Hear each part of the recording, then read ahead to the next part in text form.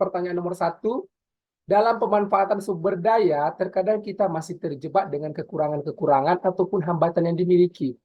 Apakah merupakan suatu hal yang wajar, atau memang kita justru harus melangkah dari kekurangan atau kelemahan dahulu? Bapak Ibu, penting bagi kita menggunakan pendekatan berpikir berbasis aset daripada berbasis kekurangan atau kelemahan. Karena pada pendekatan berbasis kekurangan, biasanya fokus pada masalah. Sementara berbasis aset, fokus pada aset atau kekuatan. Pada berbasis masalah, berkutat pada masalah utama. Sementara pada berbasis aset, membayangkan masa depan. Kemudian pada berbasis masalah, mengidentifikasi kebutuhan dan kekurangan, sementara di berbasis aset, kita berpikir tentang kesuksesan yang telah diraih. Berbasis masalah akan fokus mencari bantuan dari sponsor institusi lain. Sementara dalam berbasis aset, kita akan mengorganisasikan kompetensi dan sumber daya yang ada. Berikutnya, pada berbasis masalah, kita merancang program atau proyek untuk menyelesaikan masalah. Sementara pada berbasis aset, kita merancang rencana atau program berdasarkan visi dan kekuatan. Kemudian berbasis masalah, dia mengatur kelompok yang dapat melaksanakan sebuah proyek. Sementara berbasis aset, dia melaksanakan rencana aksi yang sudah diprogramkan. Contoh berbasis kekurangan dan berbasis aset. Misalnya pada berbasis masalah, ada seorang ibu yang banyak berbicara, yang suka berbicara. Pada berbasis masalah, dia memandang itu adalah sosok yang cerewet.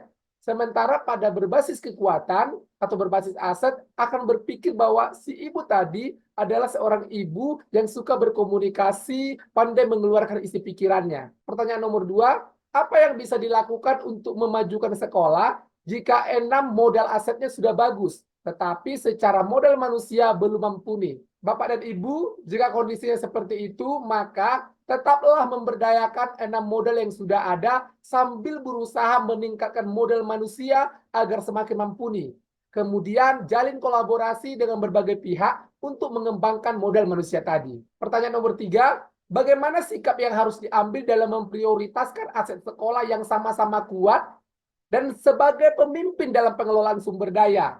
Langkah apa yang harus dilakukan dan strategi apa demi terciptanya tujuan atau program yang sudah direncanakan? Bapak dan Ibu, tetap berdayakan semua aset. Karena dengan memberdayakan semua kekuatan, maka tujuan kita akan semakin mudah dicapai. Bahkan saat kita memberdayakan semua aset atau kekuatan, maka secara tidak langsung kita mengupgrade aset dan kekuatan-kekuatan tadi untuk meraih level yang lebih tinggi. Terkait aset mana yang lebih dahulu diprioritaskan, jika aset tersebut sama-sama kuat, maka lihat prakarsa perubahan yang Bapak Ibu buat. Aset mana yang lebih dibutuhkan dalam mencapai prakarsa perubahan tersebut. Contoh, misalnya prakarsa perubahannya adalah mewujudkan kelas yang lebih nyaman dan menyenangkan. Asetnya yang sama-sama kuat, yang pertama aset lingkungan atau alam. Berikutnya yang kedua aset budaya dan agama. Jadi aset yang menjadi prioritas yang mendukung prakarsa perubahan adalah aset budaya dan agama. Jadi prioritaskan aset budaya dan agama untuk mendukung prakarsa perubahan.